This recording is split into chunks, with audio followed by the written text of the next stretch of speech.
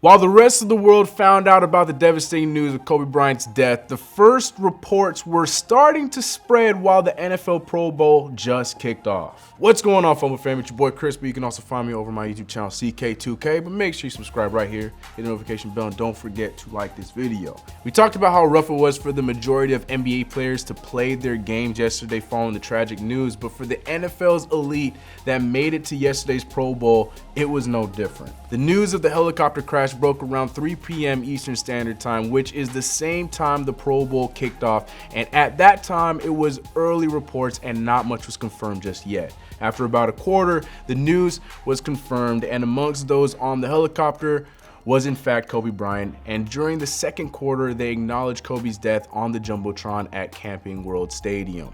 Everyone in attendance took a moment of silence, but seconds after, Kobe chants flooded the stadium. Check this out.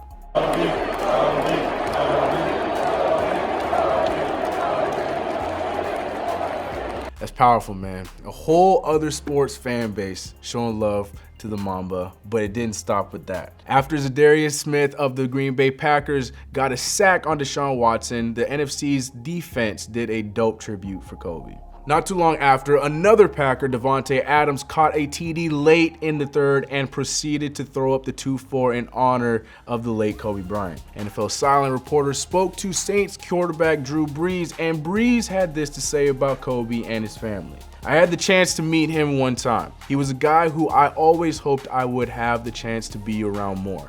I had so much respect for him as a competitor. I know he inspired so many people in so many different ways. One of the great competitors of any generation, not just with sports, but I think just the way he approached a lot of things and what he was doing now after basketball. I pray for him. I pray for his family. It's a tragic loss. On the other sideline, Ravens teammates Lamar Jackson and Mark Ingram couldn't believe the news. Lamar shared that the entire locker room was hurt by the news during halftime. Yeah, it was like devastating. You know, we like it's fake. Like we like it gotta be fake. And then we see TMZ posting it. We like, nah, it's unreal. You know, you don't want to hear anything like that. And it's my first Pro Bowl, so it's like right before the game. Like that's crazy. But you know, God always calls his angels home for a reason. So. And Mark Ingram shared the same sentiment. It was devastating, man.